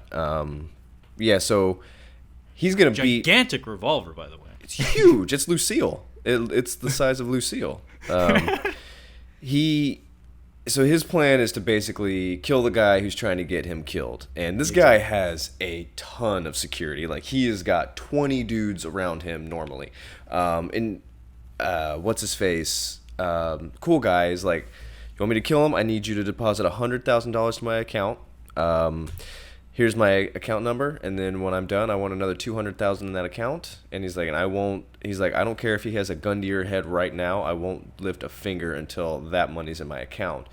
And kind of foreshadowing, because that's exactly what happens next. Chow Yun Fat starts blasting away at this car. There's a something weird happens here, where the driver just jumps out of the car. Yeah. And then the car crashes. And Boss Wang is not dead. Like, he's bleeding like crazy, but he's not dead. And the guy just jumps out and takes off running. I don't know if that was to go get the crazy 88 or because that's when I see that many people, I just think crazy 88. Well, and they're all in black and white. Yeah. They're either in black suits or white sweatsuits. They're just not wearing the masks. Yeah. That's like the first of many insane dismounts in this movie. Oh, Danny Lee gets one on a motorcycle that is batshit crazy. There's a really good dismount that I want to take that one. The guys at the church? No. The one at the house. There's a double. Okay. There's a double one. Okay, well, make sure to point it out. Oh yeah, I will. So yeah, Chow Yun Fat fails to kill Boss Wang, but he does wound him. He shoots him in the shoulder area with this gigantic fucking revolver. I'll be honest, Which begs the question: why did he have a gigantic revolver when in every other scene he has an automatic pistol that has more bullets? Well, think if about he had more bullets, he probably could have kept shooting at him. his gun connection is his friend, and he's not friends with his friend right now, so he's kind of limited on supplies. This was a very confusing scene. The garage sequence was very confusing, as far as the cars going different ways. Like, it just was a mess to me. It was hard to decipher. Well, yeah, it's kind of hard to tell who's in what car doing what, especially since it took me this viewing to realize that Sydney was actually the person who prevented Chow Yun Fat from killing Boss Wang.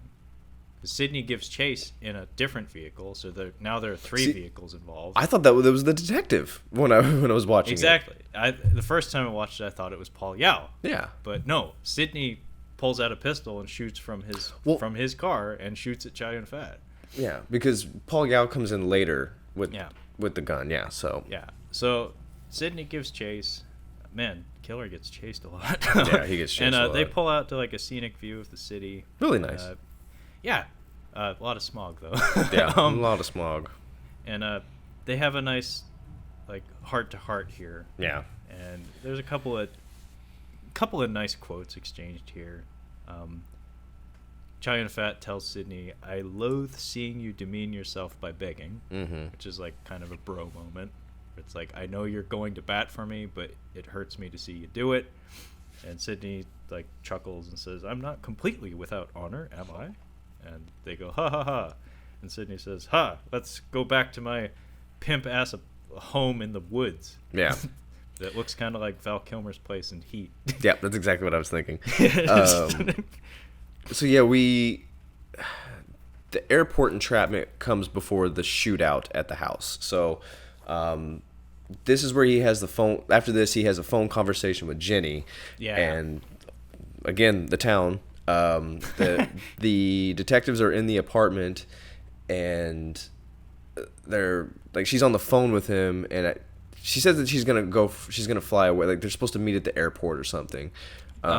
They're on a strict time limit now because apparently there's a cornea available in Singapore that they need to go there and get it done real fast, otherwise someone else will snatch it up. And by this point, the cops have actually spilled the beans on who Chow Yun Fat is to her. Yeah, so there's no more mystery for her anyway, like as to who he is and what he did to her. But she's still very devoted. Like, I actually really like that. I hate that in movies sometimes when, you know, the big lie gets exposed and they have to break up for a few minutes or whatever. This is like Heat and The Town mixed together. This movie. Seriously. Well, bear in mind both of those came after this. Yeah. But yeah, I did really like that she remains loyal to him throughout. She is an unfortunate trope of Chinese movies. Lady characters almost never get anything to do. If they don't have martial arts ability, generally they're just there to look pretty. And unfortunately, that's kind of her role in the story.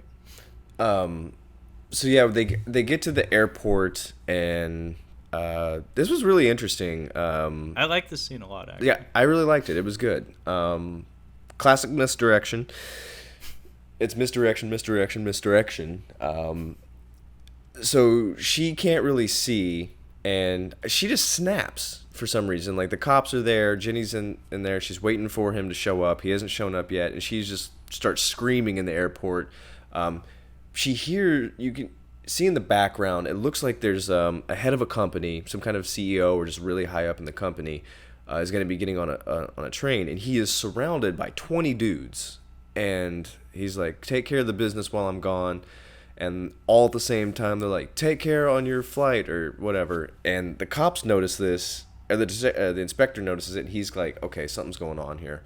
And there's a guy in the middle. He kind of walks off. These guys go away, and then it looks as though Chow Yun Fat, his character, is coming up to talk to Jenny, and she thinks it's him, and they have an exchange, and the detectives run up.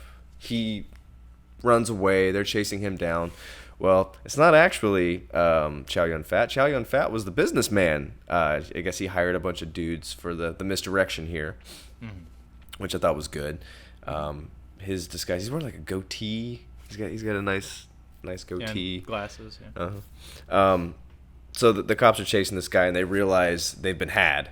And so Sydney was the person who Yeah. walked up to Jenny, and he ran away and made a big scene, and even like beats up some cops when they does. chase him to cause a distraction. So Chow Yun Fat scoops up Jenny. when the cops realize that it's not him, the inspector sees all those guys again, except they have a whole bunch of luggage with them, and he's like, "Motherfuckers, they're in the luggage." Well, actually, Chow Yun Fat and Jenny are on a conveyor belt, and they already got away. Yeah. Funny little note here. The whole big circle of identically dressed men, they're all speaking Japanese. So Are they? I'm guessing, yeah. They're supposed to be like a Japanese business crew or something, and rituals like that are not uncommon. So, Gotcha. But yeah, the use of music and like some of the high angle shots of the crowd scenes in this sequence, like it made me think of like a bigger budgeted film like The Fugitive or something. Like it gives it like a big Hollywood feel, and it's kind of cool. It's just a big scene with a lot of extras, and it feels expensive, which lends a lot to it. But yeah, they escape. Sydney gets interrogated, and Danny Lee is very suspicious of him because Sydney's like pretending to be drunk, and like the cops are just like, "Whatever, you're full of shit." Yeah. We get that slimy, smelly looking superior guy. Like I think he's the commissioner or something. He takes him off the case. Yeah, he says, "You're off the case because you have a boner for the suspect." And then we get a shot of Danny Lee smoking alone in the station. It's kind of a interesting moment, and instead of Jesus iconography or Catholic stuff, he has like a Chinese Confucius, deity I next to him. think. Yeah, and Chow Yun Fat promises Jenny he won't kill again. By the way, I swear I will not kill anyone. I swear I will not kill anyone. She even says at one point, like, he promised he wouldn't kill anybody anymore. Oh, that comes up. Yeah, that's coming up in the house shootout. You don't know what movie you're in, ma'am. So yeah, this is so Chang, by the way, is put in charge of this case now. Chang, yeah, who has failed at every turn. And I think this is where we revisit the parking lot. yes. This was really awkward. So Chang is tailing Sydney now because he was in the room when they interrogated him, and it was very clear that there was something suspicious about him, and that he most likely knew the killer. So Chang is tailing him very poorly, as always. And Paul Yao, I think, shoots Chang. Yeah. And we get this crazy car chase where it's like, yeah, it's Chang chasing Sydney and Chang being chased by Paul Yao. Yeah. So it's like all the secondary characters chasing each other. It's like the B plot chase. It's the B plot chase. Yeah, it's pretty useless. I'm like, why are we getting another chase now? Like, this chase is inconsequential. But this is where the Chow Yun Fat and Sydney meet back up, correct? Yeah. So Sydney comes back to the house, and Chang manages to like get to his driveway but passes out because, of course, Chang. Yeah. And what comes of this, though, is that Paul Yao was involved in this chase as well, and so he knows roughly where Sydney is. And what happens is that Danny Lee, Chang is taken to a hospital and dies, actually. And we get kind of a neat moment where we cut back to him smoking alone, and as it so happens, he wasn't alone the whole time, because we see the end of that sequence told out of sequence, where Chang walks up to him and they share a cigarette together, and Chang says some motivational shit like, you can't win forever, but you can't lose forever either. Yeah. And it's like, yeah, that's kind of cool. But yeah, Chang dies, but he tells Danny Lee where Sydney went. So now Danny knows where the killer is, and he's pissed off because he's always pissed. And he hops on a motorcycle, and Paul Yao follows him. So now everybody knows where the killer is. Yeah, this is where everybody knows where Sydney's house is. This is where he jumps off the motorcycle. That was cool. That dismount, look, it was extraneous as all hell. It looked dangerous as fuck, but it fucking he pulls cool. it off. Yeah. He rolls up to Chow Yun Fat's house. His BFF gave him like all these guns. He's like, here, you can use all my guns, all my ammunition, and Chow Yun Fat has got his really nice white suit on, so you know that the end is coming really soon. He's packing up the car with guns, with the bag of guns, and he looks and he sees him. He sees the inspector running up, so he goes back in the house. And this is where we have the moment with the detective and Jenny. This is where she has a gun on him at one point. Yeah, I really, really like this part actually. So what happens is there's a standoff, another one, where Danny Lee has Chow Yun Fat at gunpoint in Sydney's house, and Jenny walks into the room, and I think what causes the violence to ensue is that directly preceding this, we see a bunch of dudes in white. Yeah. They're like throwing a ball around in front of the house, and we had mentioned these guys in white, so you know they're gonna come into play a little later. But one of them comes in like through a back door, and Chow Yun Fat shoots him, so someone who's coming up behind Danny Lee, and in reaction, Danny Lee shoots Chow Yun Fat in the arm. Yeah. And then in the chaos, because it was a reflex, I don't think he meant to kill him or anything.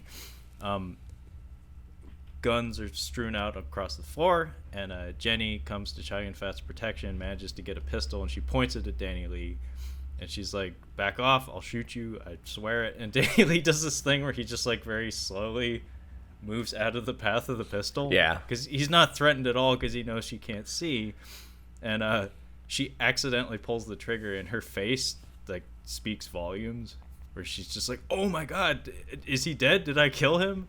And Chow Yun Fat's like, there. Like, no, not really. So yeah, now this is where now they're unloading putty dudes. So instead of one goon, it's like everybody in the pool. And this is where we have there's a shot where they're rolling into. There's two cars running through like the road, and the car in front. Two dudes jump and roll out of this car at the same time. Did you catch that? I caught that. That was really cool. Yeah, synchronized. That's how you exit a vehicle. That's how you exit a vehicle. Yeah. They shoot the crap out of these guys and they escape. They a lot of people die.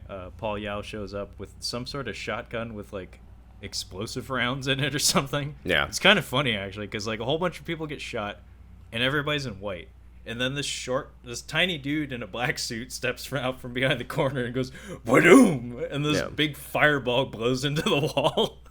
And then I think that's it. That's his entire contribution to that scene. Then we cauterize the wound. It's very Rambo 3-esque. Yeah. So the bullet wound that Danny Lee put in Chow Yun Fat's shoulder, they do the thing where you pour gunpowder into it and light it to cauterize the wound. They have a smoke together because that's what you do, especially in a Hong Kong movie. Yeah. They exchange some cool dialogue here where like Chow Yun Fat says like, "The only person who really knows me turns out to be a cop. Ha ha ha ha ha." And Danny Lee tells him, "I envy your freedom. I believe in justice, but nobody trusts me." And it becomes clear at this point that like there's a mutual respect, and Danny Lee actually keeps offering to arrest him, obviously as a way of protecting him. Like, it's not that he wants to put him in prison for things that he did. It's like, I kind of like you, and it's pretty obvious that there are a lot of people who are trying to kill you, and I'm afraid that they'll succeed. Which brings us to the church. Yeah. So this is the end of the movie. like actually this is the end of the movie because nothing happens after this. There's no like. I mean, it's like a half-hour sequence, but it is the end of the movie. Yeah. Basically, it's the church shootout. They're back at the. Well, before the shootout, though, Sidney gets his last ride into the sunset. Oh yeah. There's a ticking clock element to the story now, where Jenny has mentioned a couple times up to this point that her vision is getting worse.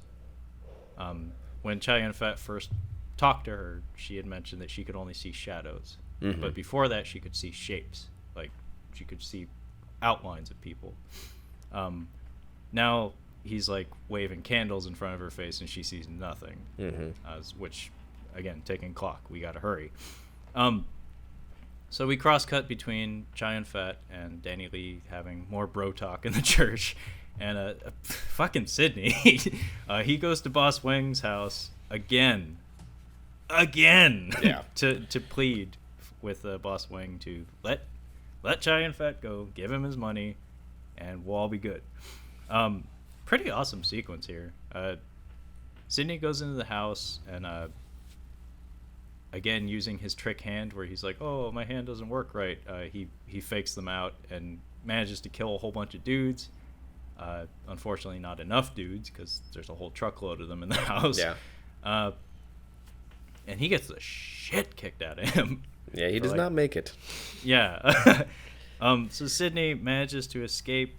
I believe he does get the money, but he's mortally wounded, and unfortunately he's not driving well enough to escape Boss Wang and Paul Yao. So like all the bad guys are on his tail, but he pulls up to the church and he drops off the money with Chow Yun Fat, and we get a nice exchange. Like it's a nice farewell where it's like Sidney's finally like 100% redeemed for the most part, because he was kind of a shitheel. He did pull a gun on his friend earlier in the movie, but Boss Wang calls Sidney a dog at one point, and Sidney remarks that it's like, you know, in some ways dogs are better than people, and I took that to mean like loyalty, I guess. But yeah, there's a weird exchange of dialogue here where Sidney, his like last words or something along the lines of like, we're outmoded, we're outcasts. And I know you haven't seen it, but the Wild Bunch, that's kind of the theme of the movie.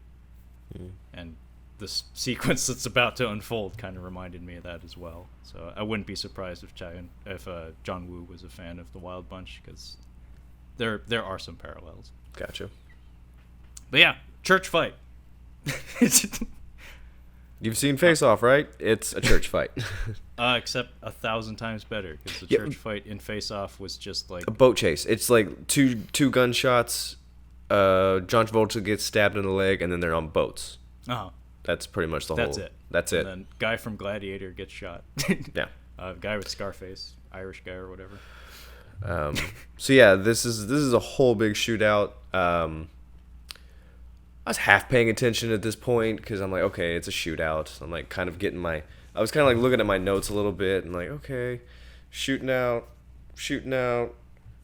Oh, shotgun shells was cool. Yeah, shotguns in John Woo movies are always spectacular. A lot of jump shots. This is a pretty long. Yeah, a lot of diving. This is a long shootout. I think it's only matched by when Beatrix kills the Crazy 88. Like that is a freakishly long sequence. She's just running through people. Well, you need to see Hard Boiled then, because I'm not kidding. Like The Killer, I think is the superior film, but Hard Boiled in terms of long, violent shootouts, maybe the top of the heap. Like I think the hospital scene in Hard Boiled is like 40 minutes long. No shit. Of just sustained violence. Wow. It's like Dead Alive, but with guns instead of zombies. But there's some really cool moments in here. Really cheesy stuff that I love because, I don't know, they can only do it in Hong Kong movies. Like, if an American movie did this kind of stuff, not only would people be saying, oh, that's so gay, it would also be laughed out of the theater. Like the moment when So like the gunfight begins with like Danny Lee and Jenny both trying to convince Chow Yun Fat that's like we should leave. And Chow Yun Fat, by the way, euthanized Sydney, and he killed him. He shot him because he was mortally wounded to begin with, and Sydney asked for it. And whatever. They're both professionals. And Chow Yun Fat has this emotional breakdown where he's like, I got no place to go. These people obviously I got no place to go. That's exactly what I just thought. I saw your face. Chow Yun Fat has this breakdown, and he says the line, and then he says, these guys will chase me to the ends of the earth. It's either me or them. So he decides to make a stand, even though it's probably ill-advised. Yeah. And when the fighting begins in earnest, it's just him. Like he's shooting all the bad guys, and it's just bodies coming through the doors and the windows and the ceiling and everything. Yeah. It's like the Foot Clan invading April O'Neil's apartment. That's exactly what I was thinking. It's the Foot Clan. And then when things start to go bad, though, Danny Lee has this moment in slow motion, of course. We've neglected to mention just how much slow motion is in this film. Danny Lee, cries out and comes to his aid, and Chow Yun Fat's smile when he joins the fray is just beautiful. It's like, yeah, my boy. And then we get a back-to-back moment. It's very X-Men Origins like. Ass to back.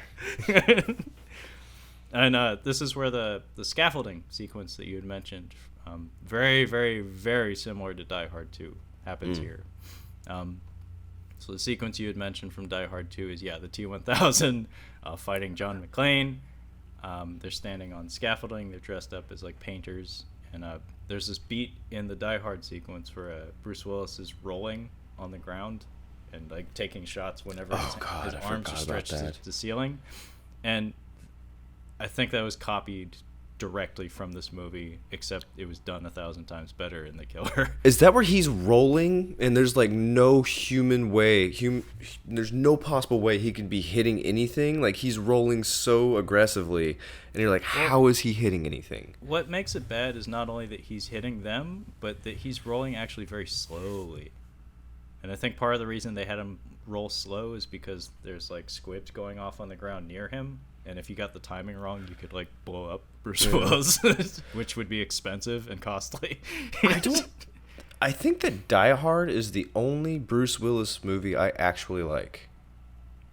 I honestly like. I've seen a lot of Bruce Willis movies. And I think that's the Fifth Element. I mean, yeah, I do like The Fifth Element, but that's there's so much going on with that movie that it's not really just Bruce Willis. He only has like one sequence where he's really Bruce Willis. It's a Luc Besson movie. Yeah, it's not a Bruce Willis movie. It's more Mila Jovovich's movie than his. I agree, but the only scene where he gets to be Bruce Willis is the shootout with Chris Tucker, and that feels like it was just there for the trailer. Yeah, just to get Americans to go see the movie. Yeah, and Chris Tucker steals those scenes anyway because he's screaming the whole time. But I was thinking when he shoots out the floor underneath him. The timing on that was great. But yeah, I'm trying to think of like maybe Die Hard 3 is good too, but that's the Jeremy Irons and Samuel L. Jackson show. Like that's their movie, in my opinion. Well, I'd have to scratch my head on that one. But you mean you don't love the super duper special edition of Mercury Rising? Nope. A film that should be in everyone's home. Oh, gosh. I'm sorry. Striking Distance. Never seen it. It's not good. What about Death? Death Becomes Her. I remember liking that when I was little. Death Becomes Her is fun. I'm going to have to rewatch that. It's not a traditional Bruce Willis movie. I'd say it's more the Goldie Hawn and Meryl Streep show. But well, yeah, as well. Yeah. I forget. I think that was Barry Levinson directed that. I think it's more his product than any of the actors, though. Whoever directed it. I could be wrong. I think I hate The Last Boy Scout the most of his movies. My brother talks about that one a lot, and not in a positive manner. No, it's the worst Bruce Willis performance because he's just so much more his hungover John McClane self than normal. It's awful. Sorry. Well, I will defend the Jackal. I will say that much. Okay. Fair enough. There's a nice moment here where our heroes start getting shot And, like I said, John Woo movie, so our heroes have to get shot 20 times before they die. Yeah.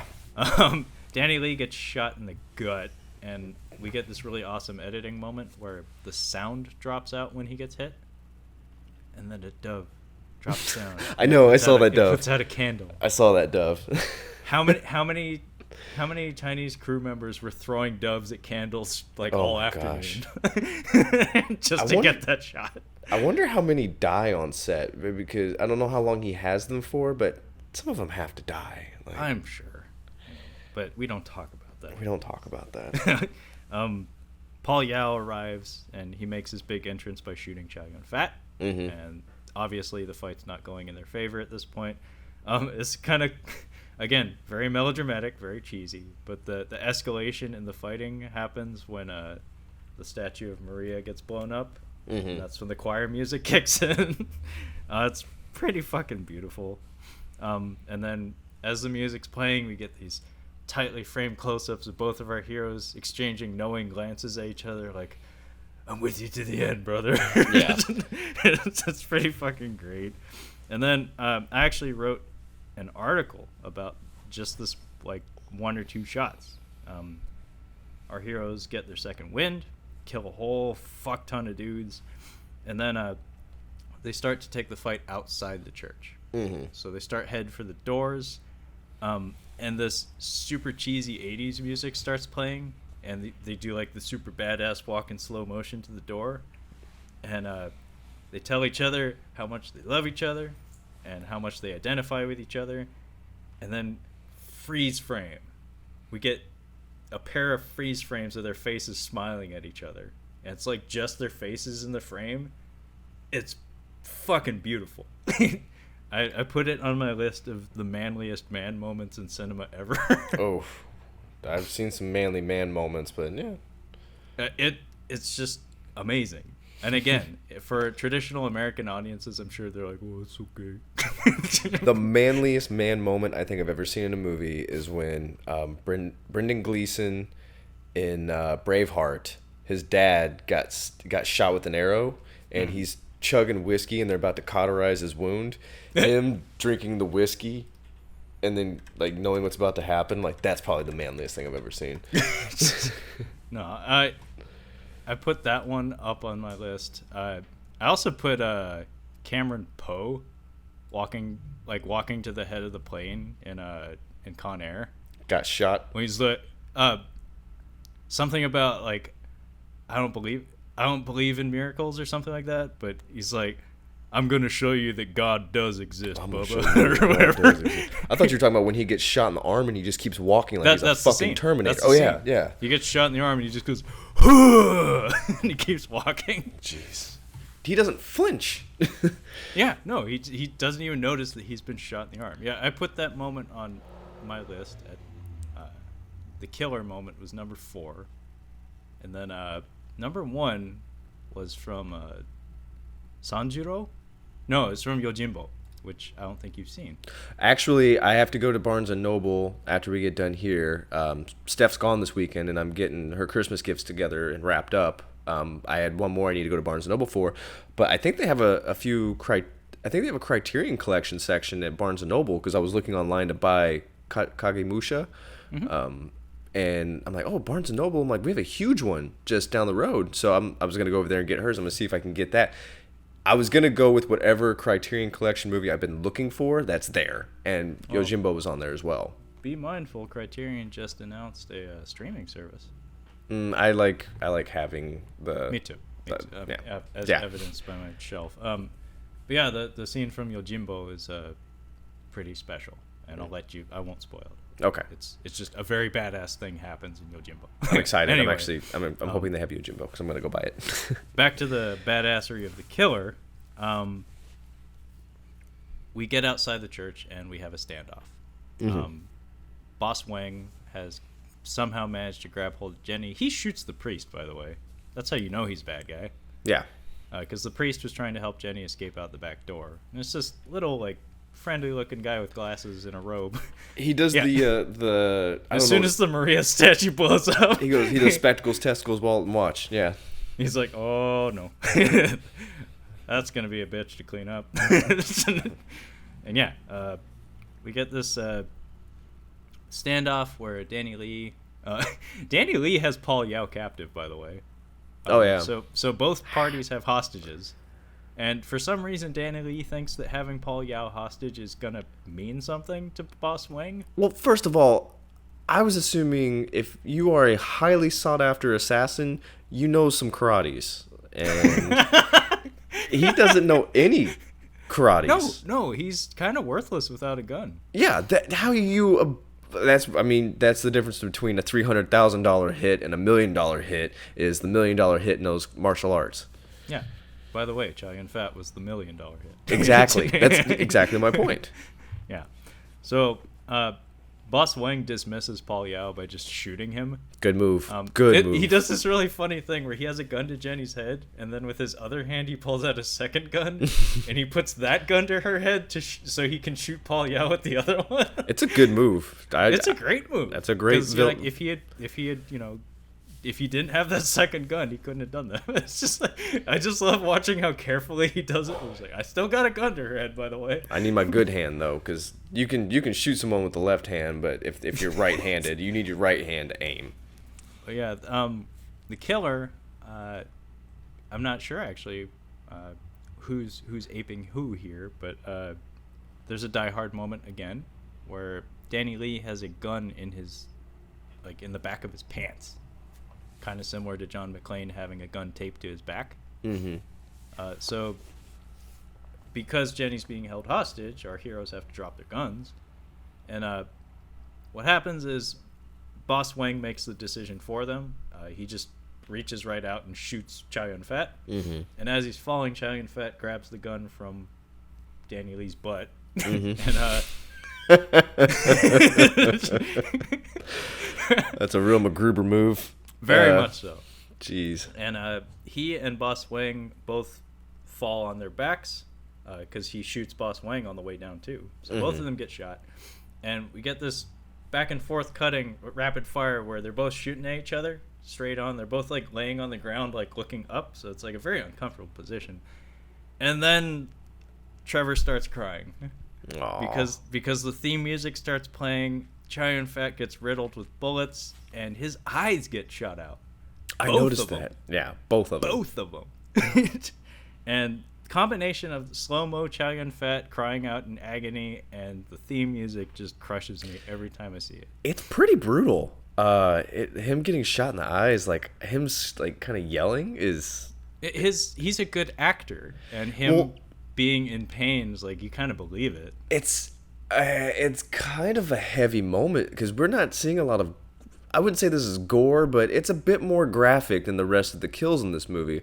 I think the headshot that he does on the guy on the boat was pretty good, but this is kind of like not really supposed to be here, I feel like. Yeah. And that's why I think it was really heavy and probably why you had an emotional reaction because you've developed this character really well. Like, Chow Yun Fat's very affable, and so is his character. And then you throw in this, like it's a bit much. It's the music. It's him like being very vulnerable and legitimately sounding like he's in agony. Mm-hmm. And it's like it's not just pain. It's also the fact that we neglected to mention that when he and Danny Lee are talking in the church, he actually says, "If things go bad, use my corneas to fix Jenny." Mm-hmm. And now that can't happen. No. And Danny Lee runs up and like cradles him in his arms, and he also, good actor, is just like crying out his name. He's like, Jeffrey, and like you can just tell that like he knows that it's like, this is my it friend. now. My friend. My friend. My friend. My friend. And Boss Wang takes off and Danny Lee gives chase, and we get this awkward moment that I don't know what it's supposed to mean, but it's effective, where Chow Yun Fat and Jenny are crying out for each other, and it's two blind people crawling on the ground trying to find each other. And they miss. They miss each other. Like, they're crawling around on the ground, and they just pass right by one another. And Chow Yun Fat overacts a little bit here, where when he dies, because he dies, he like splays out completely. Like, he goes completely flat. So, like, he spreads out when he dies. He doesn't just, like, go limp. He, like, spreads out. Like, Yeah. It's a bit much, but I don't know what it's supposed to mean, but watching two blind people try to find each other and miss is just crushing. Yeah. And then, conclusion of the film is, Danny manages to catch Boss Wang, but just as a horde of police show up at the church. Mm-hmm. Good timing, guys. And Boss Wang puts his hands up and is like, arrest me, arrest me, arrest me. And Danny Lee just, like, casually walks up and blasts the fuck out of him. Yeah. And I kind of like his last line before it fades to black, where he just says, Jeffrey, my friend. And he just sits down on the ground and just looks devastated. Do you think that I don't know what happened to the character, but Brad Pitt's character at the end of 7, do you think they charged him with murder for that at the end of 7? Oh, because they put him in the back of a cop car, and I would imagine, yeah. Arlie Ermey's like, we'll take care of him, but he didn't say it like. He didn't say, like, we're going to book him or anything like that. It was more like, we'll take care of him. Like, like no, I'd imagine, yeah. Because that's grossly unprofessional. And he was in police custody. He was in police custody, but I think the that's tough. I don't know. I don't know what they ended up doing with him. But yeah, I mean, it's not a question I need answered. But that came to mind during this scene when he shoots the guy in police custody, and I'm like, I wonder what they're gonna do to him now. Well, it's like the completing the parallel between the two of them, where it's like he was envious of Jeffrey's freedom. It's like this is an instance of him embracing that freedom, regardless of his position as a police officer.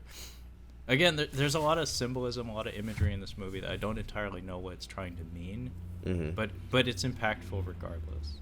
And I don't know. Would you be interested in seeing any other like Hong Kong era John Woo movies? You know, I've seen quite a few of his American films, and I think that if you consider this to be his best movie, it may not be his most popular Hong Kong production. But if this is your favorite one, I probably won't. Because I'd have to say that this is my favorite of the movies I've seen of his. I'll probably leave it at that. Okay, that's fair.